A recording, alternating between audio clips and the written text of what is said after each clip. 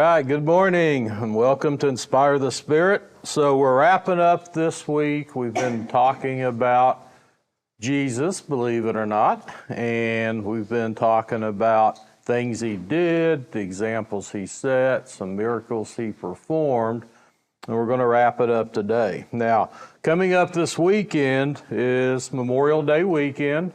The unofficial start of summer is already here.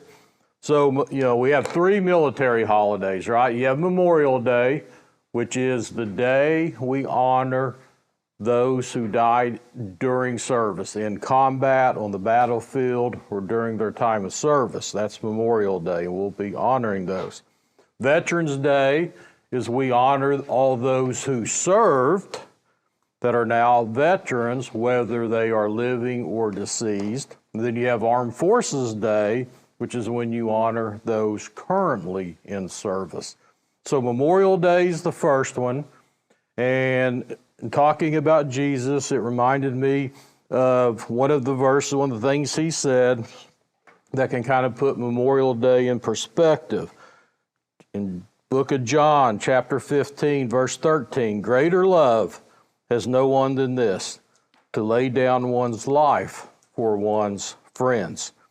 So as you think about Memorial Day on this coming Monday and through the weekend, you think about those who served and gave their life in that service, reflect on John 15:13. Jesus himself, red letter, greater love has no one than this, to lay down one's life for one's friends.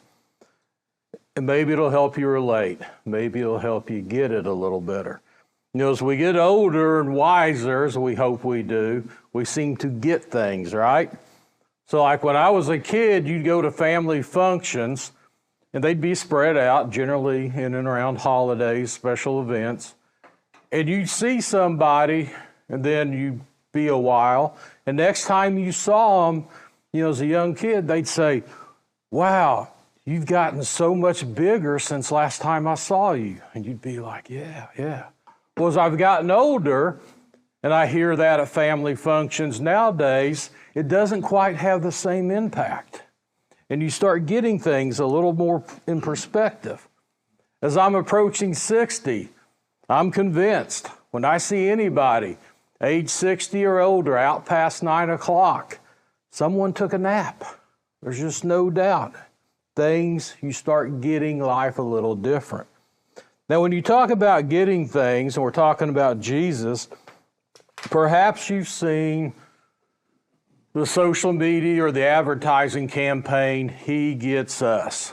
You always see a commercial, it's usually in black and white, and they're trying to tie something to Jesus, and you see a HeGetsUs.com banner. This campaign first launched in 2022, and the ad campaign's stated purpose was to reintroduce people to Jesus of the Bible. Now, I don't know how many other Jesuses that we were thinking we were going to reintroduce people to, but that's the stated purpose. And in this campaign, they targeted younger demographics and religious skeptics. And they were doing them by taking present-day social movements with an emphasis on values such as inclusion, compassion, and radical forgiveness. You have to remember, in 2022, we were coming out of that COVID mess, and the world was full of cancel culture, right? And they started airing these commercials during the NFL playoffs and the Super Bowl that year. And I remember sitting there watching a playoff game, and here's this interesting commercial. I'm thinking, well, it's kind of talking about Jesus, I think. And then it just said He Gets Us. Well, like a lot of people, I had to Google and figure out what that was. So the He Gets Us faced a lot of criticism, particularly when it first came out, because number one, the extensive spending of the campaign. They have a tremendous budget. Their main backers, David Green of Hobby Lobby and some others. And they spent over $100 million on that first set of commercials. And they also got criticized because the people donating, the donors, had also contributed and spoke out on some anti-abortion issues and some anti-LGBTQ groups. and people were disputing their claims that this was an apolitical type message. So what they were trying to do is, coming out of COVID, influencers became the big thing on social media. Everybody was at home, so you start having influencers. So they tried to portray Jesus as an influencer, and they said we tried to portray him as an influencer who became insanely popular before he was canceled, after he stood up for something he believed in. And cancel culture was the big thing now, so here comes this ad campaign. But I thought to myself, Jesus was so much more. I get it. You're trying to relate to young people. You're trying to connect the dots, and you're trying to reintroduce, coming out of all this season of chaos. And maybe it's apolitical. Maybe it transcends politics. I don't know. The problem is you could reintroduce a new ice cream flavor for Memorial Day and somehow it'd become political. Everything we touch nowadays becomes that way. Their most popular one is the commercial, the advertisement, whatever you want to call it, called The Rebel. So if you go to He Gets Us, The Rebel on YouTube, you could watch it and make your own opinion. In this, they portray these rough-looking individuals, and they're talking about them challenging authority, pushing back on the system, the man, the people in charge. And they tried to relay that Jesus was somewhat that type person.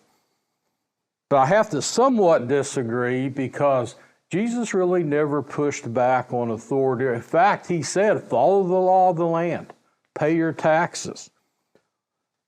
To portray Jesus as a rebel, I get where you're going with it, but we have to understand, it wasn't that he was necessarily pushing back against worldly things as much as he was bringing down the kingdom of God to us.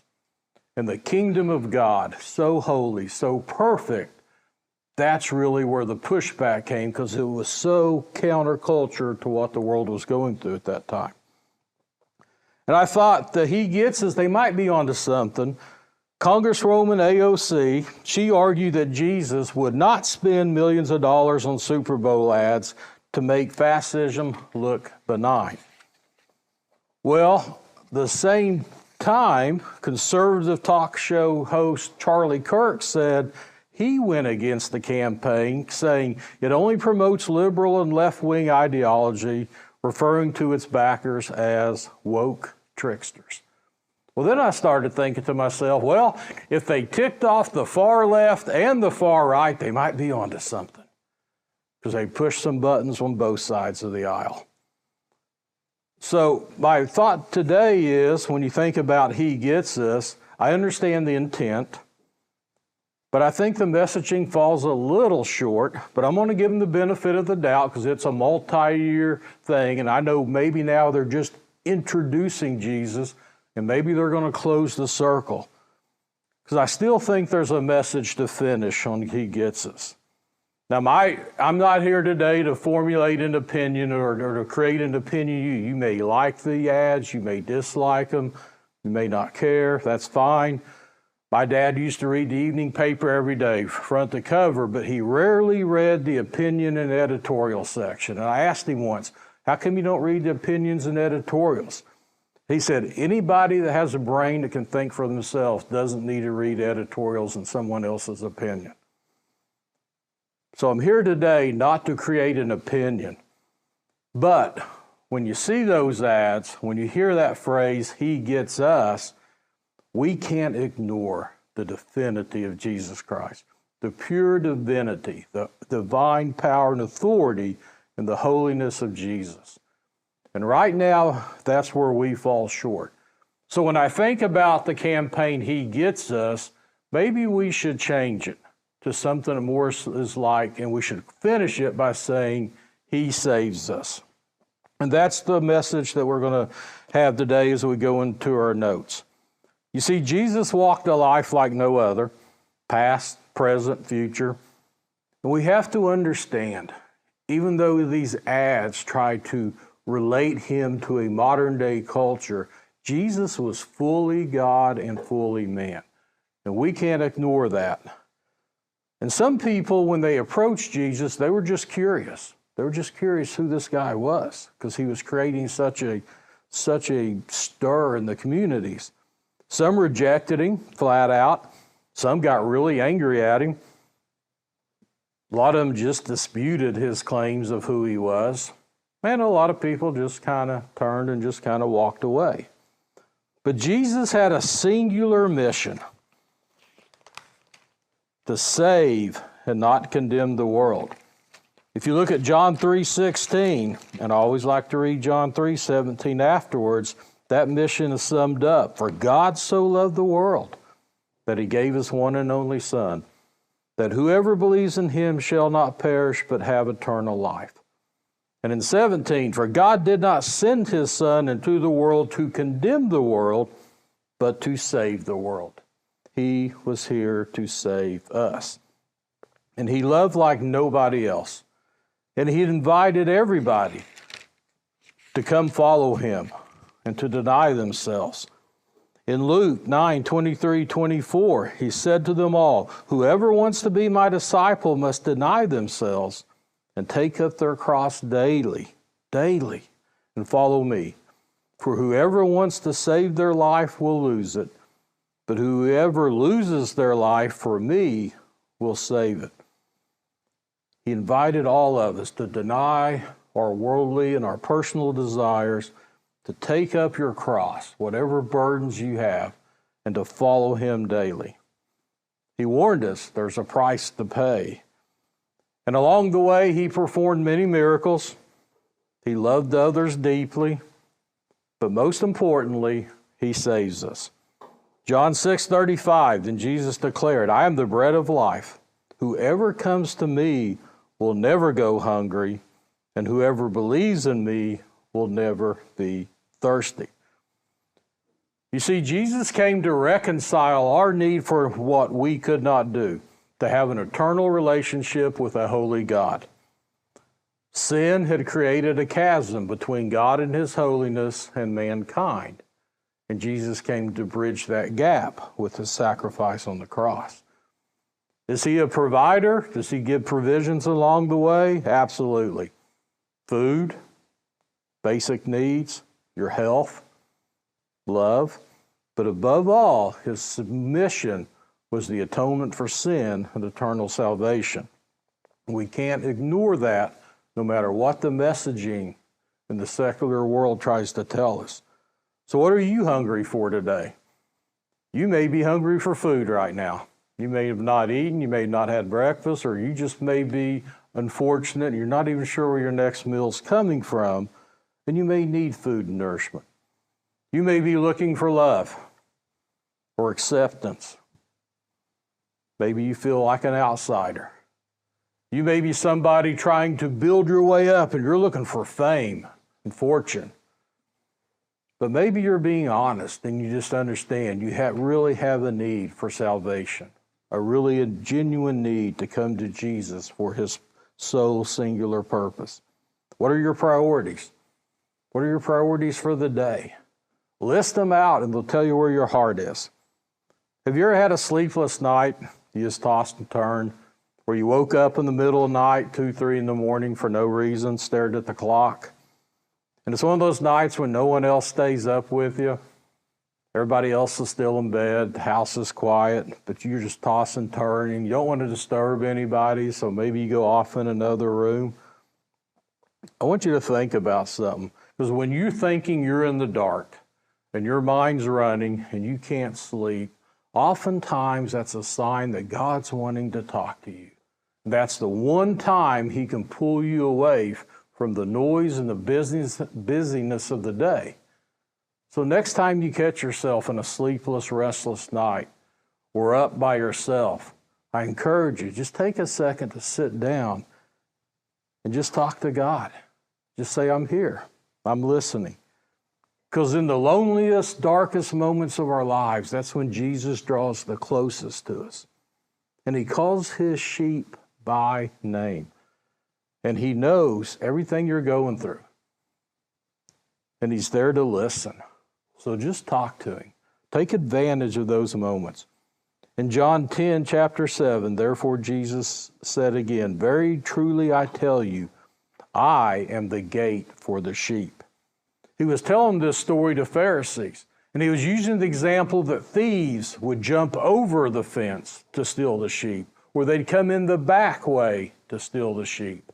But the good shepherd works the gate, and the sheep only know that when the gate's open and they hear the shepherd's voice, they're safe to come out and graze. And when the shepherd calls them back in the end of the day and he closes the gate, they know they're safe and secure. And they know any thought, any intrusion from any different direction comes from the enemy. And Jesus is the good shepherd, and he calls us by name, and he leads us accordingly. And when you're there, you have a great life. So what's it take to live a great life?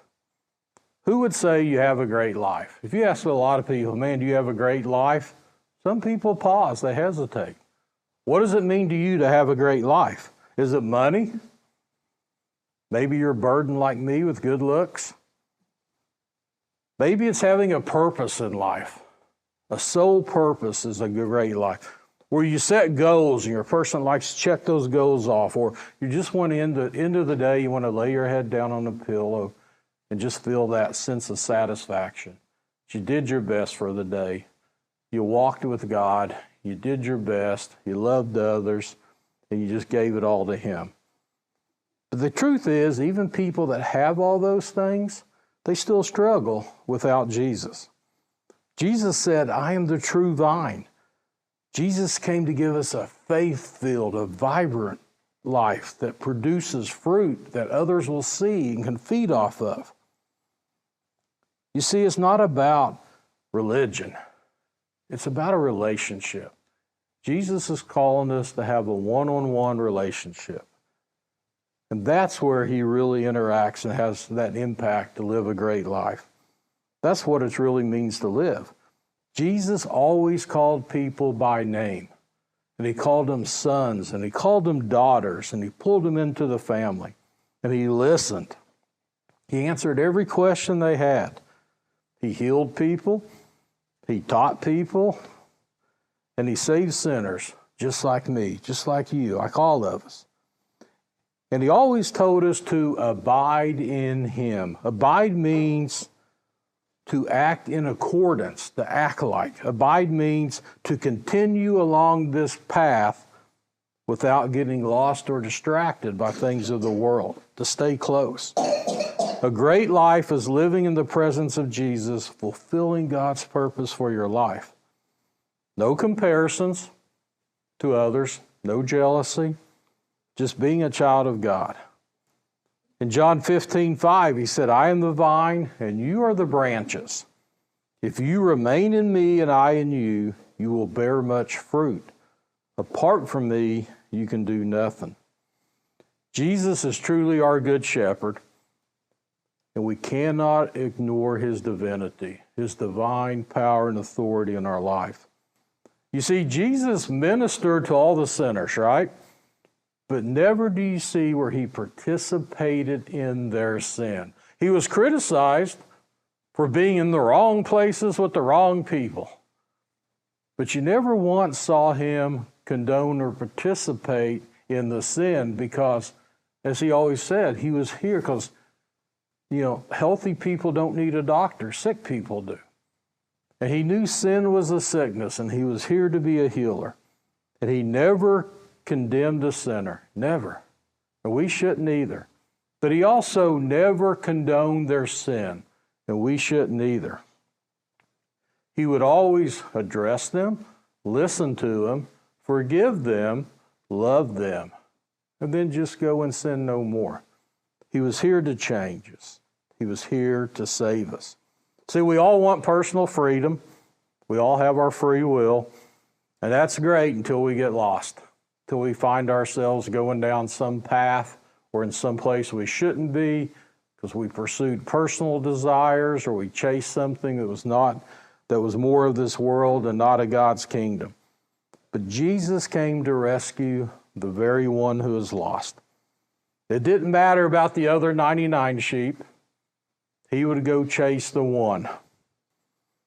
Just like the woman who had 10 coins in her house, and then she counted them one evening. She only had 9. Well, she had 90%. She only lost 10%, right?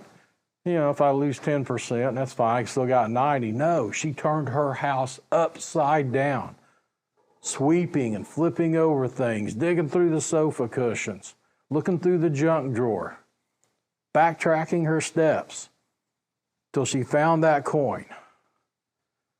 And that's what Jesus does for us in our lives. It doesn't matter about the others. He's looking for you. So wherever you're at in life, he gets us. But the question is, do we realize who he is? Yeah, sure, I understand the ad campaign. He gets us. Great. But my question is, do we get him? Jesus made 7 I am statements, telling us exactly who he was, 7 specific times in the Bible. Number 1, I am the bread of life. Number 2, I am the light of the world. Number 3, I am the door. Number 4, I am the real vine. Number 5, I am the good shepherd. Number 6, I am the resurrection and the life.